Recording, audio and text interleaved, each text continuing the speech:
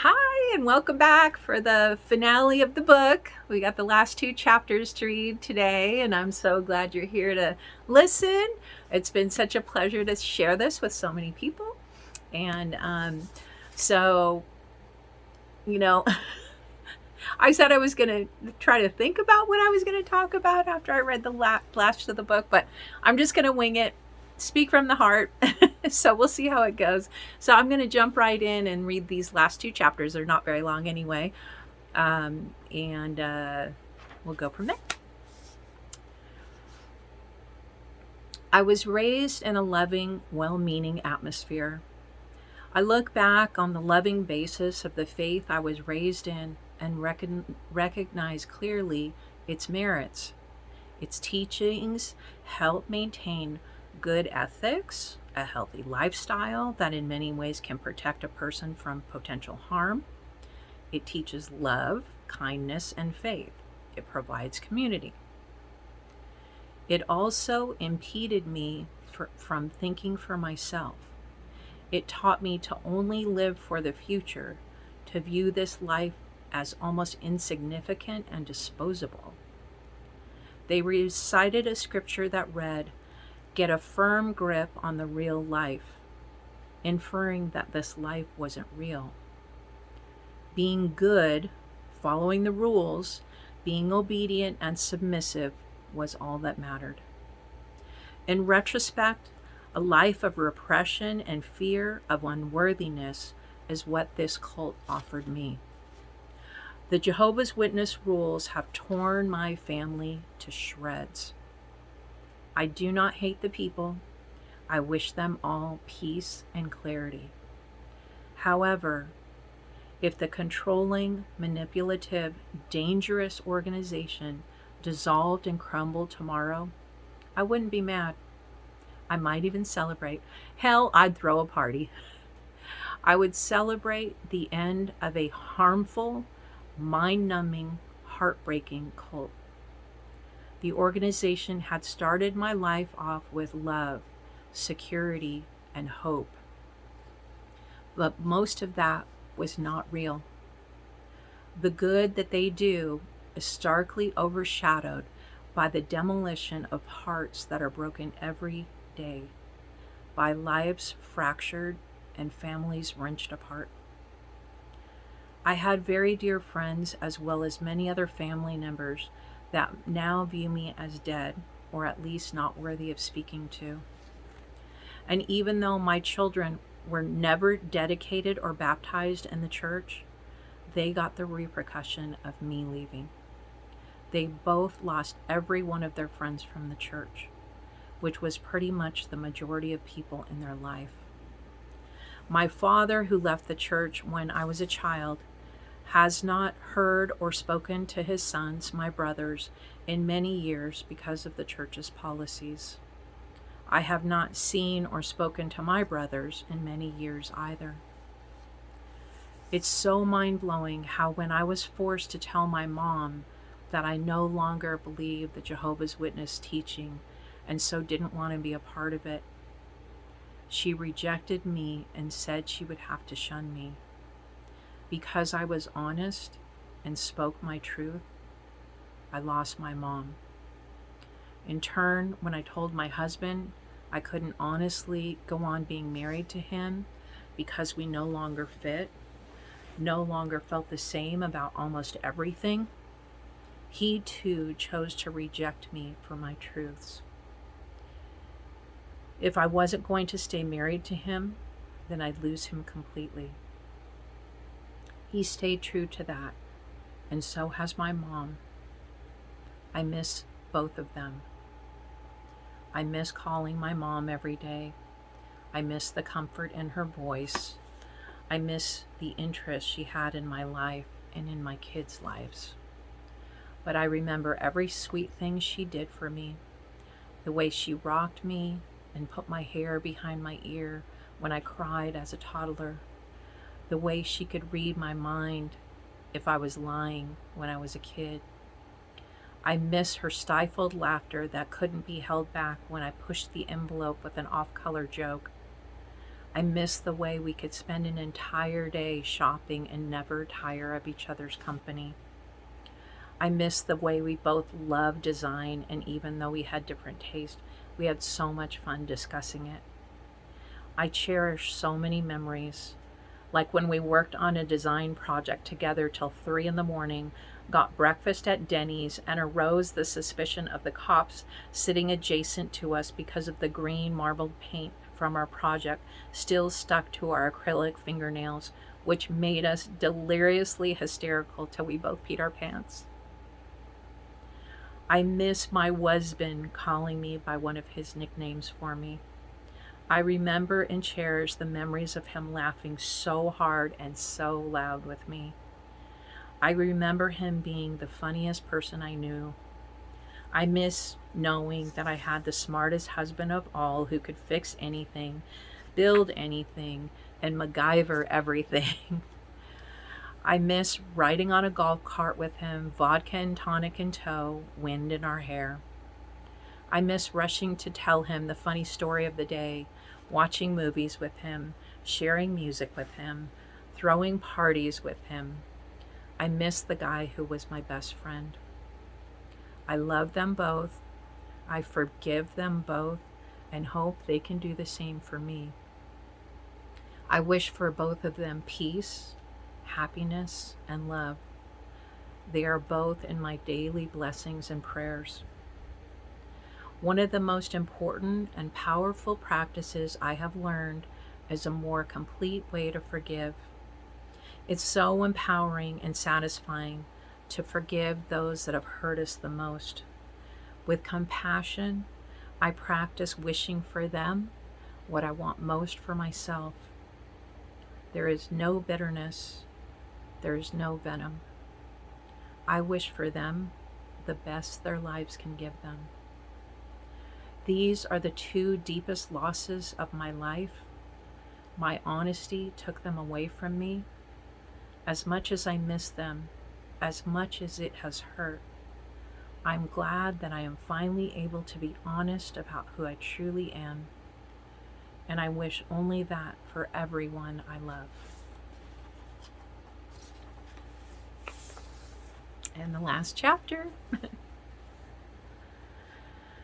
So here I sit in my clubhouse, writing like crazy, and excited and grateful for the freedom and the wings to do so.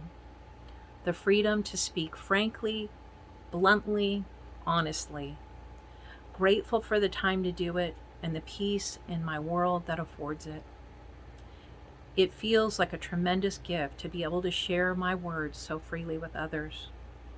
I have such gratitude for the blessings in my life. The family I still have is truly amazing. I have seen and felt their benevolent love throughout this wild ride. My heart swells at the thought of them being in my life. Their love is unconditional. They love me as I am, not for what I do and what I believe. I am grateful that I too have learned to love unconditionally. Unconditional love for myself and for every living being. I am at peace with what is, while creating and dreaming about what amazing things are to come. I have plans once again to move back to California, but who knows where I'll end up. I have a plan. I am fearlessly heading in the direction of my own guidance. I trust it now wholly, knowing there will always be surprises on the way. I will be fine. I will thrive, doing what I know to be right for myself. Mostly that means being true to myself, being as loving and kind a person as I can be, being creative, and ever learning and evolving. It's a thrill to imagine what's next. I no longer need belief. Holding fast to anything is a distraction from love. The only certainty there is for me is love. Holding tightly, gripping a belief, takes away from that. Any truth can and likely will be shattered. Spiritual, religious, philosophical, physical, even the very way you view life can be dismantled by further understanding. The more we open our mind to possibilities, the freer we become. Free to love purely, not prejudicing or coloring our view of life, of others, of death. When we release belief, we are free. But love is the one constant, the nucleus. That is the one real thing. Love I hold sacred. Love I trust. A tight grip on any belief besides love can create in us obstinate and possibly dangerous and hurtful behavior. It creates judgments. It divides peoples and nations. It divides families. It is prideful and stubborn. And let's face it, it's a choice. You have to choose to believe something, anything. Just because you choose to believe it doesn't make it true. What if it is erroneous? What if something you hold sacred was proved wrong? What if everything you believed was flipped on its head and you found you had to sort through life as a newborn baby that is free of anything preconceived to find truth? The first thing that might happen is you'd latch on tighter than ever to what you viewed as your stronghold. But gripping tighter on a belief does not make it any truer. After that, you might find that you'd not be too quick to buy into anything, that maybe belief isn't the important thing, but the searching and the openness are what are to be valued. That being vulnerable and even unsure is a courageous thing to do. With love as the only steadfast, you go forward with openness, offering a warm embrace of all, free of judgments based on belief. This is freedom. You also find yourself not judging the one in the mirror. You welcome your curiosity, forgive yourself everything. This is true freedom. This will only create more love in you and in everyone you stand in the presence of. Love will radiate you from you like a sun in your belly, warmly burning, glowing, and emanating through you and from you. This is powerful. This could change the world. With all that transpires in our world, come what may, I choose love. I choose to expand and magnify the loving, benevolent compassion that is in me and share it with anyone I encounter. I pray for world peace. I pray for the seed of love inside each and every human to grow and expand exponentially every day. And the last thing I put in the book was a quote from Nietzsche. No price is too high to pay for the privilege of owning yourself. So that is the conclusion of the book. And I hope you guys enjoyed it. I know a lot of the people that have read the book are like, okay, what happens next? And a lot has happened. I've been back and forth from California and Oregon many times since then. I'm pretty much in 2 states. So, so many things have happened. And I actually have started work on another book, but it's in the early stages. And I am going to tell you my working title. I don't know if it's going to stay that way, but the working title is I Came to Play. Because that's one thing that the last several years have taught me is that, as I kind of mentioned earlier, I started off with such a Pollyanna life. And then when things just shifted, everything seemed tumultuous and chaotic and everything. And many, many times I didn't know how to handle that. I thought, I just, in the early years, I thought I had to wait for the paradise to ever have happiness. And then when I left the church, I kept thinking, I got to figure it out. I got to figure it out. I got to get all the answers. And now I've come to a place where I feel like I know life's always going to, you know, throw you for a loop every once in a while. And you just kind of roll with it. You got to encounter the rough times and um, cherish the good times. And that for me is like, I'm so focused on staying in a loving frame of mind, a positive frame of mind. I like to play. And when I say play, I mean create, um, do sports, dance, listen to music, whatever. Everybody's got different things that make them feel like they can play. Is laugh as much as I possibly can. And so I have a lot to say on that subject.